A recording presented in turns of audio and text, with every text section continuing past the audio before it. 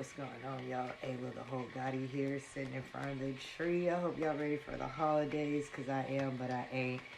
I am ready for that New Year's, though. So let's see what's coming up. So there is a whole lot of, there's some issues going on in the love department. Some of us just feel like love ain't coming, that is never going to come, that is taking forever, but it is coming in.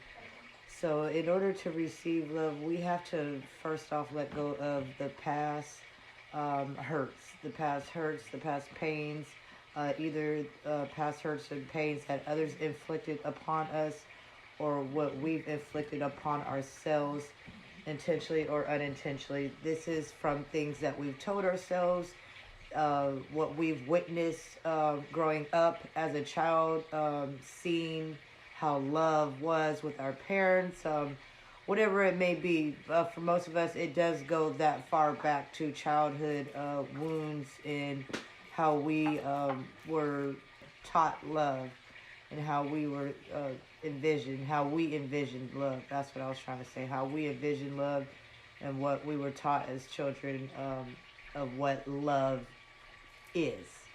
Hopefully that made sense to those. So to sum that part up, in order to receive love, you have to give yourself the love that you want to receive. I mean, Spirit is asking us to really define in detail on what we want this love to look like, what we want it to feel like, what we want it to be. What is your love language? How do you want your lover to treat you? How do you want your lover to perform? What are you willing to do on your end to attract this love, and not just attract this love, but maintain the love? You're going to get the love, but can you maintain the love? So in order to, answer that question, you first have to sit with yourself and ask yourself, what is love? What does love mean to you? What does love look like? What does love feel like? That's what Spirit is asking us to do. Is to sit with that. This flew out here. So sit with that. And if you want to change love, change how you view it. So what else do we need to know? Okay, so many of you are having some issues with finding who you are, identifying yourself. Some of you are having issues with identifying yourself, figuring out who you are and your place and your purpose in this world. If you actually just take the time to sit and meditate in all the questions that you have been asking yourself, the answer is within. You've been presented with the answers. You just have to just sit down and take the time to think about your experiences and what you've gone through throughout your life is the answer to some of these questions that you have been asking yourself, and you have been asking God or Spirit or whatever it is that you pray to, or whoever it is you pray to. But the answer has been lying within all your experiences.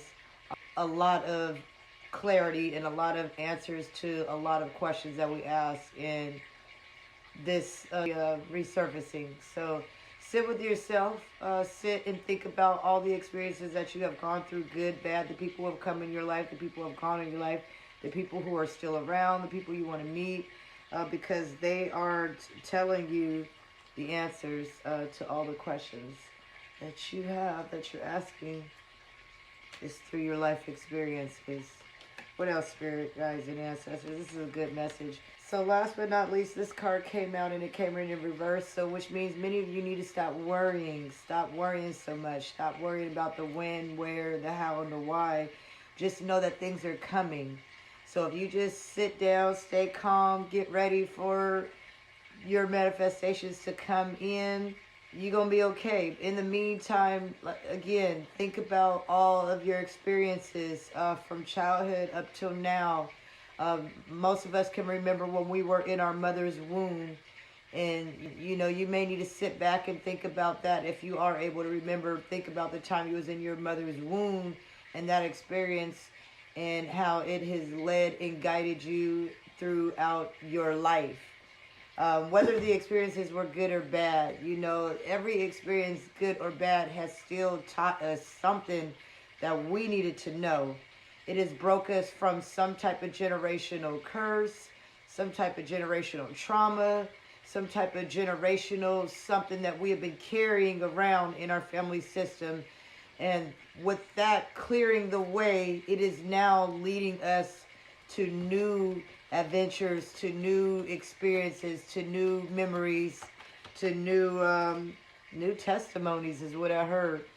So I know I said last card, but they wanted me to pull two more. So let me see what these. All right. So the last two cards that came out was this here and this here. So my spirit guides and ancestors wanted me to share the following quote: "Is your attitude is going to determine your altitude." So if you have a bad attitude towards things and your experiences and what you're going through and where you're at, and when these manifestations come in, you may still carry on that bad attitude and not be grateful for the blessings that are coming. So sit with that.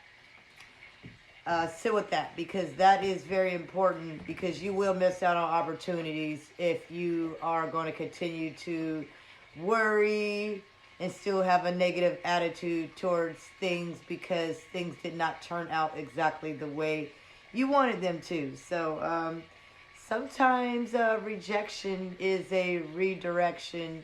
It's not just a protection. But I hope that message was helpful to you all. And if you have any questions, need to book a personal reading, holla at you, Gotti. All right, have a good night.